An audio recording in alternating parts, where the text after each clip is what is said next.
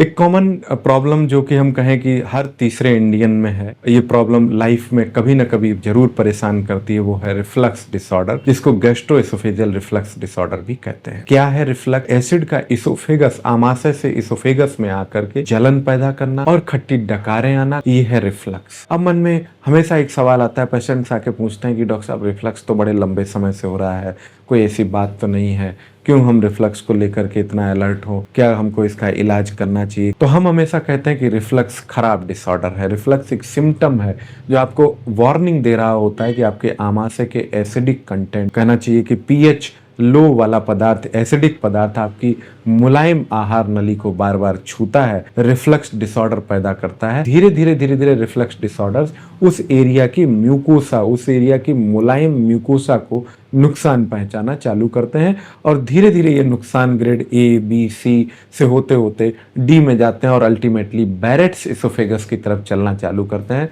Barrett's oesophagus क्या स्थिति होती है? बैरेट्स इसोफेगस प्री कैंसरस स्थिति, इसोफेगस आहार नली के आखिरी हिस्से में होने वाली प्री कैंसरस स्थिति जो बाद में एडिनोकार्सिनोमा में बदल सकती है, आहार नली के कैंसर में बदल सकती है।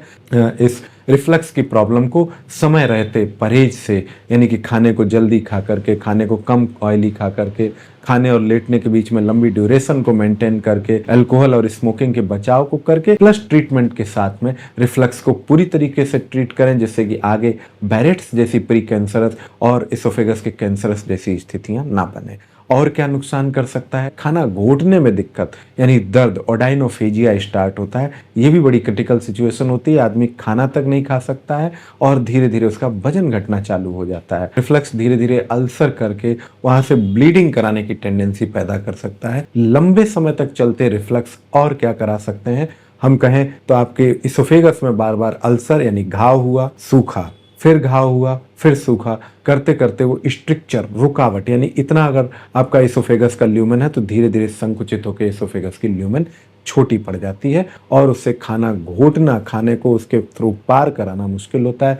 पानी के साथ घोटना पड़ता है, हमको डायलिटेशन करने पड़ते हैं। जैसे रिफ्लक्स की वजह से दांतों में बार बार इरोजन होना, वो एसिड आकर के दांतों के ऊपर की लेयर के लिए ठीक नहीं होता और दांतों को डेंचर वगैरह खराब कर देता है, दांतों में इनेमल वगैरह को खराब कर देता है। कभी कभी पीछे गले के पिछले हिस्से में लैरिंजाइटिस, आवाज में बदलाव करना, लंबे समय तक सूखी खांसी जिसका कोई कारण ही नहीं मिलता है, तो ये सब समस्याएं भी आपको, कभी कभी साइनोसाइटिस की समस्या, बार बार जुकाम हो जाना, बार बार इस हिस्से की जकड़न महसूस करना। इसलिए बेहद जरूरी है कि रिफ्लक्स डिसऑर्डर्स को परफेक्ट कंट्रोल किया जाए और लंबे समय तक कंट्रोल रखा जाए, जिससे कि आप बैरेट्स जैसी प्री कैंसरस स्थिति, स्ट्रिक्चर जैसी रुकावट, मैं doctor Indresh Dixit, consultant gastroenterologist, आवश्यकता गैस्ट्रो और गायनिक केयर पर रिफ्लक्स संबंधी आपकी समस्याओं के लिए समुचित उपचार और सलाह देने के लिए उपलब्ध हूं। आप किसी भी समस्या में मुझसे संपर्क कर सकते हैं।